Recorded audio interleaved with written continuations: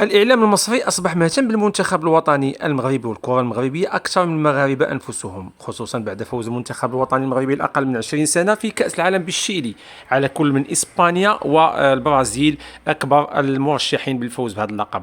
غادي نخليكم مع الإعلامي المصري المحمودي في خلال هذا الفيديو هذا، ونتلاقاو في آخر الفيديو.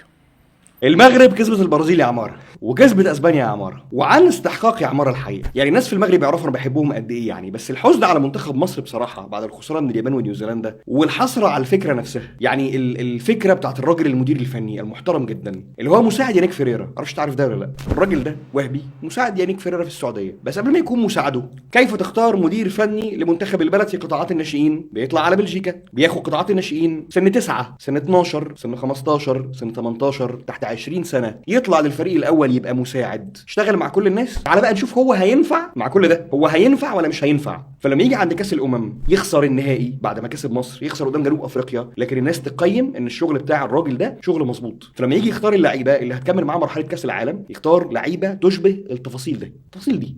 منتخب محترم. يعني المغرب في 2022 كاس العالم كبار، هي المغرب 2025 بتاع منتخب الشباب، لانه منتخب مبني اولا على التماسك الدفاعي، تحولات على اعلى مستوى بسرعه ممتازه جدا. الراجل الزبيري اللي هو جاب الجون مع اسبانيا، الراجل اللي مخصل شعره ده، السنده بتاعت الجون في ماتش اسبانيا، يعني هو سند السنده على شماله وحط الباك في ظهره، دي سنده لعيب كبير كبير كبير. يعني يلعب في البرتغال، مش واخد سي في جامد، بس قد ايه انه التاسيس بتاعه مظبوط. الراجل ماما اللي جاب الجون في البرازيل، الباكورد العالمي اللي اتعمل ده، اولا جناح. ثانيا في كلامه مع موقع الفيفا كان بيقول انه الطريقه اللي لعب بيها منتخب المغرب دي هي اكتر حاجه تفيدني في فرق السرعه، وانا بتعمد يكون عندي مساحه معينه بيني وبين خط الدفاع، بحيث لما افتح برجلي انا اسرع منهم. تقريبا ده اللي حصل قدام اسبانيا.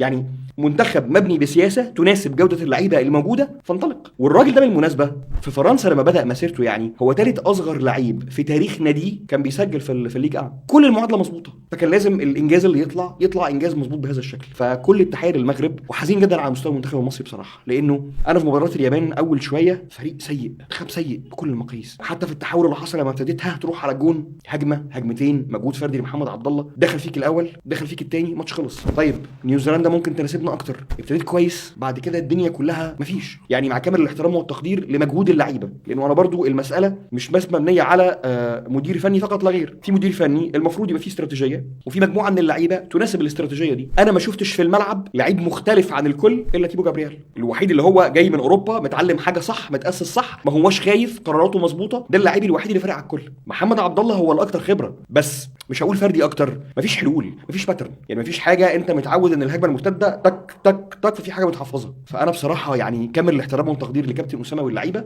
بس وضع صعب جدا.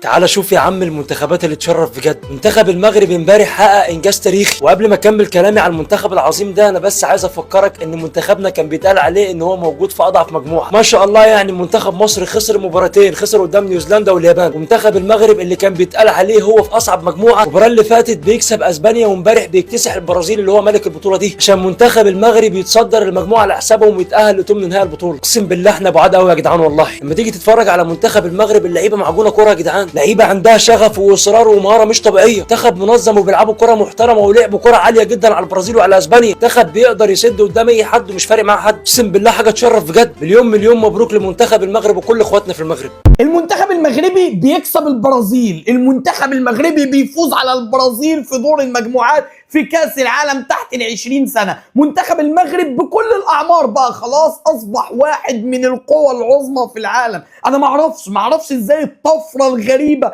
اللي حصلت في الفترة السريعة دي إن المنتخب المغربي بكل الأعمار يبقى بالقوة الجبارة دي. تخيل إن منتخب المغرب كسب البرازيل 2-1 في دور المجموعات في كاس عالم، بقول لك تحت ال20 سنة، لكن منتخب المغرب الكبير راح مربع ذهبي في كاس العالم وطلع مركز رابع على العالم كله. قلنا طفرة، قلنا صعب انها تتكرر، لكن واضح ان منتخب المغرب خلاص بقى ماشي بسيستم وماشي بنظام ان كل المنتخبات المغربية حرفيا تبقى في حتة تانية غير افريقيا وغير العرب. منتخب المغرب لعب ماتشين، لعب ماتش مع المنتخب الاسباني كسبوا 2-0، ولعب ماتش مع المنتخب البرازيلي كسبوا 2-1 في مباراه المنتخب المغربي سجل جولين، جول في الدقيقه 60 وجول في الدقيقه 75، ومنتخب البرازيل هو اللي جاب جول من ركله جزاء في الدقيقه 92. منتخب المغرب بقى بيكسب المنتخبات اللي كنا بنترعب من اسمها، اللي كنا الخساره قدامها بس مش بسكور بالنسبه لك انت عملت جيم كبير، انك تجيب جول في منتخب من المنتخبات دي كان بالنسبه لك فعلا حاجه كبيره. منتخب المغرب دلوقتي بقى من القوى العظمى في العالم، ودي حقيقه. بيصعد رسميا من المجموعه بعد انتصارين ورا بعض، بيكسب منتخب اسبانيا 2-0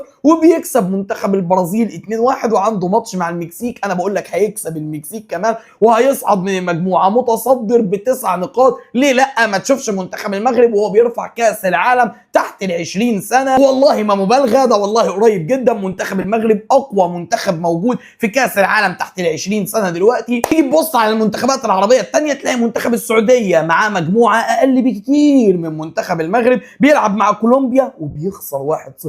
تيجي تبص على المنتخب المصري، منتخبنا اللي لعب ماتشين في مجموعه برضو اقل بكتير من مجموعه المغرب، خسر برضو الماتشين. منتخب المغرب في حتة تانية خالص. منتخب مصر بيلعب ماتشين بيخسر مباراة من اليابان 2-0، مباراة من نيوزيلندا 2-1. منتخب المغرب بيلعب مع البرازيل واسبانيا القوة العظمى اللي في العالم وبيكسب الاثنين. شغالين شغل مختلف تماما عن افريقيا كلها وعن العرب كلهم. مبروك للشعب المغربي ومبروك لمنتخب المغرب للي هم وصلوا له، واتوقع ان منتخب المغرب يبقى في فاينل كاس العالم تحت ال20 سنه. منتخب المغرب فاز على البرازيل وفاز على اسبانيا في كاس العالم تحت 20 سنه. منتخب المغرب بيفوز على قوتين ضاربتين في عالم كره القدم، البرازيل من اقوى فريق في امريكا الجنوبيه، اسبانيا اقوى فريق في اوروبا، ما بتهزرش اسبانيا في كره القدم. المغرب بتفوز عليهم وبتضمن التاهل بعد مباراتين فقط، وبقى لها مباراه مع المكسيك. كانت مجموعه ناريه، كنا بنقول يا ريت المغرب تصعد تاني. المغرب متصدره وهتصعد اول بغض النظر عن نتيجه الماتش الثاني، ان شاء الله برضه هتفوز على المكسيك وتبقى عندها 9 نقاط. المغرب يا جماعه بسم الله ما شاء الله نتيجه عمل ونتيجه خطه ونتيجه مجهود ونتيجه صبر. يعني الخطه والنتائج دي مش يوم وليله، لا ده صبر ونشأه وتجهيزات وملاعب واهتمام بلاعيبه الكره من هم صغيرين ويطلعوا احتراف. ففي خطه مدروسه اتعملت والمغرب بتحصد نتيجتها دلوقتي، تألق على مستوى المنتخبات كلها ال17 وال20 والكبار والانديه اللي لسه شويه اللعيبه كلها بتطلع تحترف. فوالله مبروك للمغرب. منتخب مصر طبعا خسر مباراتين من اليابان ونيوزيلندا. احنا كنا بنقول مصر هتتصدر وتصعد وبتاع، خسرنا من اليابان ونيوزيلندا، بقينا ماتش مع تشيلي. ماتش هيكون يعني تشيلي المفروض اصعب فرقه في المجموعه، فتعتبر مصر بره. الف مبروك للمغرب، الف مبروك للشعب المغربي، وان شاء الله طالما قدرتوا تفوزوا على البرازيل واسبانيا قادرين ان انتوا تحققوا كاس العالم. كل التوفيق للمنتخب المغربي والشعب المغربي الجميل. فأكيد الخوت كل مغربي ومغربية مفتخرين بالإنجاز اللي حققه المنتخب الوطني المغربي لأقل من 20 سنة في 2 مقابلات، في انتظار المقابلة الثالثة واللي هي تحصيل حاصل بحكم أننا ديجا مؤهلين إلى الدور الموالي. المقابلة غتكون غدا في 9 مساء بتوقيت المغرب ضد المكسيك وإسبانيا والبرازيل، 3 ديال المنتخبات اللي مضاربة بعضياتها باش تاخذ المرتبة الثانية، في حين المنتخب الوطني المغربي مؤهل، وهذه يعني سابقة في تاريخ كرة القدم. المجموعة ديال المغرب كتعتبر من أقوى المجموعات، والحمد لله احنا المتصدرين لهذه المجموعه في انتظار نشوف المقابلات مع من غنطيحوا في الدور الموالي. شكرا لكم الخوت، تحياتي لكم، نتمنى انكم ديروا واحد لايك وبطبيعه الحال عطونا ارائكم في مستوى المنتخب الوطني المغربي وكذلك في الحظوظ ديالو في باقي هذه التظاهره هذه. تحياتي لكم، مع السلامه.